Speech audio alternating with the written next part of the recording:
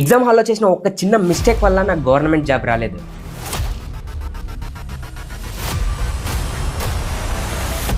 ఎన్నో months years కష్టపడి చదివిండు కూడా ఈ చిన్న మిస్టేక్స్ చేయడం వల్ల గవర్నమెంట్ జాబ్ కాదు కదా, నువ్వు ఏ జాబ్కి క్వాలిఫై అవ్వలేవు, నాలాగే మిగిలిపోతారు.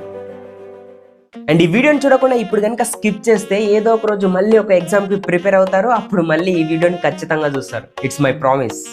మెయిన్గా ఎగ్జామ్ హాల్లో చేసే మిస్టేక్స్ ఏంటి, ఎగ్జామ్ హాల్లో టైం మేనేజ్మెంట్ అండ్ టెన్షన్ ని ఎలా కంట్రోల్లో పెట్టుకోవాలి, నెగిటివ్ మార్కింగ్ ఉంటే క్వశ్చన్స్ ని ఎలా అటెంప్ట్ చేయాలి లేకపోతే ఎలా అటెంప్ట్ చేయాలి, ఏ మిస్టేక్స్ చేయడం వల్ల ఎగ్జామ్ లో తక్కువ మార్క్స్ వస్తాయి, అండ్ ఎగ్జామ్ ఒక 20 days టైం ఉంటే ఎలా ప్రిపేర్ అవ్వాలి, లాస్ట్ 3 days లో ఎలా ప్రిపేర్ అవ్వాలి, అండ్ ఎగ్జామ్ రోజు ఎగ్జామ్ హాల్ కి ఎలా వెళ్ళాలో, ఏ మిస్టేక్స్ చేయకుండా వెళ్ళాలో చెప్తా. అండ్ ఈ వీడియోలో నా ఓన్ ఎక్స్పీరియన్స్ మాత్రమే కాదు, ఒక ఇన్స్టిట్యూట్ ని రన్ చేసిన సార్ నుంచి కూడా ఇన్ఫర్మేషన్ తీసుకున్నా. ఈ వీడియోలో మంచి కంటెంట్ ఉంటుంది, ప్లీజ్ డూ సబ్స్క్రైబ్, లైక్ చేయండి, కామెంట్ చేయండి. మీకు ఏదైనా డౌట్ గా ఉంటే క్లియర్ ఎక్స్ప్లెనేషన్ నా నుంచి ఇస్తాను. అండ్ సబ్స్క్రైబ్ చేయడం మర్చిపోద్దు.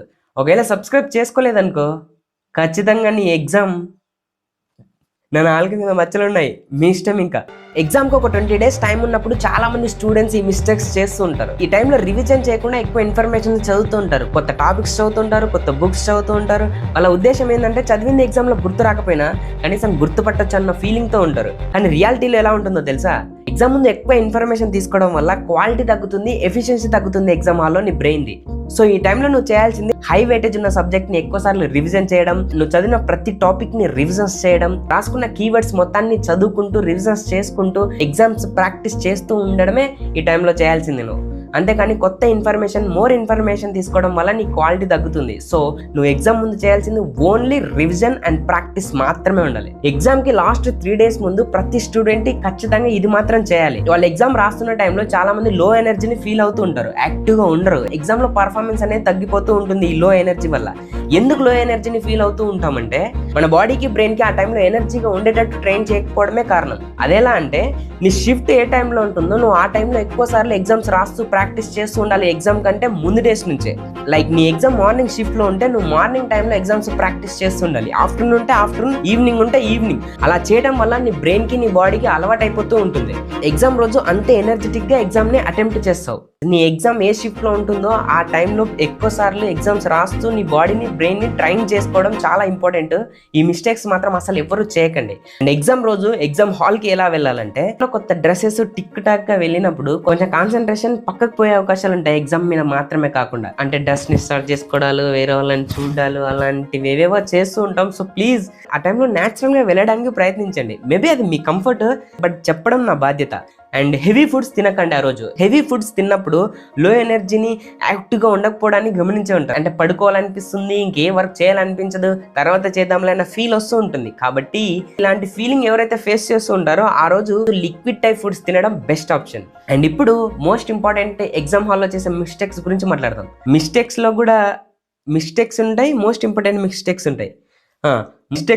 మోస్ట్ ఇంపార్టెంట్ మిస్టేక్స్ ఉంటాయి. దాని గురించి మాట్లాడుకుందాం. మిస్టేక్స్ ని మనం 4 stages లో చేస్తాం. అందులో ఫస్ట్ స్టేజ్, ఎగ్జామ్ స్టార్ట్ అవ్వగానే ఫస్ట్ క్వశ్చన్ చూస్తే మనల్ని షాక్ చేసే క్వశ్చనే ఉంటుంది, పానిక్ చేసే క్వశ్చనే ఉంటుంది, టెన్షన్ తీసుకొస్తుంది. ఎందుకంటే లక్షల ర్యాంకుల్లో కొంతమందికే జాబ్ ఇవ్వాలంటే వాడు సెల్ఫ్ కంట్రోల్లో ఉన్నాడో లేదని టెస్ట్ చేస్తారు. నిజానికి మనం ఈ ఫస్ట్ స్టేజ్లో టెన్షన్ని కంట్రోల్లో పెట్టుకుంటే మాక్సిమం క్వశ్చన్ పేపర్ని చేసేస్తాం. ఈ టైంలో ఫాలో కావాల్సింది చాలా సింపుల్ రూల్. అన్ని క్వశ్చన్స్ చేయడం అన్నది ఇంపార్టెంట్ కాదు, ఈజీ క్వశ్చన్స్ మాత్రమే చేయడం అన్నదే ఇంపార్టెంట్. చాలా మందిలో ఉండే మిస్టేక్స్ ఏంటంటే ఫస్ట్ క్వశ్చన్ చూడగానే ప్యానిక్ తో క్వశ్చన్ పేపర్ మొత్తాన్ని డిసైడ్ చేసేస్తారు. ఇంక ఈ జాబ్ రాలే అని, ఈ పేపర్ నేను చేయలేదులే అని. బట్ ఒక 5 minutes టైం తీసుకొని ఫస్ట్ క్వశ్చన్ పేపర్ మొత్తాన్ని చదవడానికి ట్రై చేయి. ఈజీ క్వశ్చన్స్ ని, మీడియం క్వశ్చన్స్ ని అండ్ హార్డ్ క్వశ్చన్స్ ని డివైడ్ చేయి. ఫస్ట్ ఈజీ క్వశ్చన్స్ ని ట్రై చేయి, దాని తర్వాత మీడియం క్వశ్చన్స్ ని, దాని తర్వాత హార్డ్ క్వశ్చన్స్ చేయడానికి ప్రయత్నించు. టాపర్స్ చేసేవన్నీ ఏ పనిలే, వాళ్ళు చేసేవన్నీ ఫస్ట్ ఈజీ క్వశ్చన్స్ ఫస్ట్ చేస్తారు, దాని తర్వాత మీడియం, దాని తర్వాత హార్డ్. ఇలా డివైడ్ చేస్తూ చేయడం వల్ల నువ్వు ఆటోమేటిక్ గా కొన్ని మార్క్స్ నువ్వు గెయిన్ చేసి పెడతావు ఈజీ క్వశ్చన్స్ ద్వారా. మీడియం క్వశ్చన్స్ లో వచ్చేవన్నీ చేసేస్తావు అండ్ హార్డ్ క్వశ్చన్స్ లో 50-50 వచ్చేవన్నీ కూడా చేసేస్తావు. నువ్వు ఇక్కడ 90% క్వశ్చన్ పేపర్ని సాల్వ్ చేసే ఛాన్సెస్ ఉంటుంది. ఎప్పుడు అంటే క్వశ్చన్ పేపర్ని నువ్వు డివైడ్ చేసుకున్నప్పుడు. ఇలా చేయడం వల్ల నీ టెన్షన్ కంట్రోల్ అవుతుంది, నీ కన్ఫ్యూజన్ కంట్రోల్ అవుతుంది. ఎందుకంటే నీ మీద నీకే కాన్ఫిడెన్స్ పెరుగుతుంది. మీడియం క్వశ్చన్ని, హార్డ్ క్వశ్చన్స్ని కూడా సింపుల్గా చేసేంత కెపాసిటీ నీలో నువ్వే నింపుకుంటావు. సో ఫస్ట్ చేయాల్సిన పని ఏంటంటే డివైడ్ చేయడం అండ్ అటెంప్ట్ చేయడం. ఇలా చేయడం వల్ల నీ ఫస్ట్ స్టేజ్ ఆఫ్ మిస్టేక్స్ని నువ్వు అవాయిడ్ చేస్తావు. And second stage of mistake, ఈ స్టేజ్లోనే చాలా మంది మిస్టేక్స్ చేస్తూ ఉంటారు. ఇన్ఫ్యాక్ట్ నేను కూడా ఈ స్టేజ్లోనే మిస్టేక్స్ చాలా చేసా, దీనివల్ల నా లైఫ్ చాలా డ్యామేజ్ అయింది. సో ఈ మిస్టేక్స్ అసలు మీరు చేయకండి. ఈజీ క్వశ్చన్స్ చూడగానే ఓవర్ ఎక్సైట్మెంట్తో క్వశ్చన్ని ప్రాపర్గా చదవకుండా క్వశ్చన్ పేపర్ని అటెంప్ట్ చేస్తాం. 99% ఆ క్వశ్చన్ తప్పవుతుంది. మన అదృష్టానికి 100% ఆ క్వశ్చన్ తప్పైపోతుంది. క్వశ్చన్లో కానీ ఆన్సర్లో కానీ కీవర్డ్స్ ఉంటాయి. అవునా, కాదా, మరియు, లేదా అనే కీవర్డ్స్ వల్ల ఆన్సర్ మొత్తం మారిపోతుంది. ఈ కీవర్డ్స్ చదవకుండా కనుక క్వశ్చన్ అటెంప్ట్ చేస్తే ఖచ్చితంగా రాంగే చేస్తాం. ఇలాంటి మిస్టేకే నేను చేసా, మీరు అసలు చేయకండి. క్వశ్చన్కి కొంచెం టైం ఇచ్చి క్వశ్చన్ని ప్రాపర్గా చదవండి, ఆన్సర్స్ని ప్రాపర్గా చదవండి, అప్పుడు క్వశ్చన్ని అటెంప్ట్ చేయండి. టైం అయిపోతుందేమో అని నీకు వచ్చే క్వశ్చన్ ని ప్రాపర్ గా చదవకుండా ఆన్సర్ చేస్తే ఖచ్చితంగా మిస్టేకే చేస్తావు. క్వశ్చన్ పేపర్ ని ప్రాపర్ గా చదవండి, ఆన్సర్స్ ని ప్రాపర్ గా చదవండి, అప్పుడే బిట్ ని అటెంప్ట్ చేయడానికి ప్రయత్నించండి. And third stage of mistakes, time waste చేయకూడదు అని వచ్చిన క్వశ్చన్ ని స్పీడ్ గా టిక్ చేస్తూ ఉంటాం. ఈ స్పీడ్ లో టిక్ చేయాల్సిన బిట్ కాకుండా ఇంకో బిట్ ని టిక్ చేస్తాం. ఒకవేళ బబుల్ బేస్డ్ ఎగ్జామ్ అయితే బబుల్ చేయాల్సిన ఆన్సర్ కాస్త ఇంకో బబుల్ చేయడం వల్ల మిస్టేక్స్ జరుగుతూ ఉంటాయి. నేను ఈ మిస్టేకే చేసా, దీనివల్ల నాకు 2 మార్క్స్ పోయాయి. అలా థర్డ్ ర్యాంక్ తో నాకు గవర్నమెంట్ జాబ్ రాలేదు. నాకంటే ముందు వచ్చిన ర్యాంకర్స్ 2 మార్క్స్ ఎక్స్ట్రా ఉన్నాయి అంతే. మీ ఎగ్జామ్ బబుల్ బేస్డ్ ఎగ్జామ్ అయినా కానీ సిబిటీ కానీ కొంచెం స్లోగా ఆన్సర్స్ ని టిక్ చేయడం అన్నది మోస్ట్ ఇంపార్టెంట్ థింగ్. అండ్ ఈ మిస్టేక్స్ చేయకూడదు అంటే మోస్ట్ ఇంపార్టెంట్ థింగ్, ఎక్కువ సార్లు మీరు ఎగ్జామ్స్ రాస్తూ ప్రాక్టీస్ చేస్తూ ఉంటే ఆటోమేటిక్గా ఈ మిస్టేక్ ని మీరు అవాయిడ్ చేస్తారు. అండ్ నెక్స్ట్ అప్కమింగ్ వీడియోస్ లో నేను గవర్నమెంట్ జాబ్ క్రాక్ చేసిన వాళ్ళతో ఇంటర్వ్యూలు చేస్తున్నా, అప్పుడు మీకు ఒక క్లారిటీ వచ్చేస్తుంది. And next stage of mistake number 4, negative marks వల్ల మనకు వచ్చే ర్యాంక్ కూడా లక్షల్లో మిగిలిపోతుంది.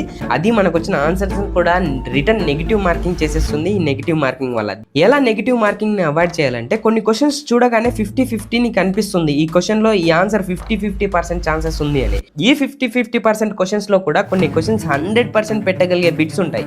ఇలాంటి బిట్స్ మాత్రమే మీరు అటెంప్ట్ చేయండి, లేదంటే ఖచ్చితంగా నెగిటివ్ మార్కింగ్ లేకే వెళ్ళిపోతుంది. మన అదృష్టం ఆ లెవెల్లో ఉంటుంది, మరి ఏ బిట్ ముట్టుకున్న నెగిటివ్ మార్క్ లేక వెళ్ళిపోతుంది. ఈ 50-50 తెలిసిన దాంట్లో 100% తెలిసిన బిట్ మాత్రమే పెట్టడానికి ప్రయత్నించండి. ఒకవేళ మీకు ఆ బిట్ 50-50 కనుక తెలిసే ఉంటే ఆ బిట్ని అసలు టచ్ చేయకండి. ఎందుకంటే దీనివల్ల మీ ర్యాంక్ ఒక 0.3% మార్క్ తగ్గినా కూడా మీ ర్యాంక్ చాలా వెనక్కి వెళ్ళిపోతుంది. మీ టెన్షన్ ని ఓవర్ ఎక్సైట్మెంట్ ని కంట్రోల్లో పెట్టుకుంటే ఖచ్చితంగా ఎగ్జామ్ లో గెట్ ఇన్ అవుతారు మీరు. ఇంతవరకు నువ్వు వీడియో చూసావంటే ఈ వీడియో ఖచ్చితంగా నీకు యూజ్ అవుతుంది. నీలాంటి 10 మందికి షేర్ చేయి. వాళ్ళేం నీకు కాంపిటీషన్ రారు, నేను మాటిస్తున్నా. నువ్వు ఎంత మందికి షేర్ చేస్తే అన్ని ఎక్స్ట్రా పాయింట్ నీకు వస్తాయి. సబ్స్క్రైబ్ చేయడం మర్చిపోకండి. బెస్ట్ కంటెంట్ ఫ్యూచర్ లో ఇస్తా. గవర్నమెంట్ జాబ్ క్రాక్ చేసిన పర్సన్స్ తో ఇంటర్వ్యూలు చేస్తున్నా. బెస్ట్ కంటెంట్ వాళ్ళ నుంచి మీకు ప్రొవైడ్ అవుతుంది. So it's my humble request, కొంచెం సబ్స్క్రైబ్ చేసి సపోర్ట్ చేయండి. అండ్ మళ్ళీ కలుద్దాం. Bye bye.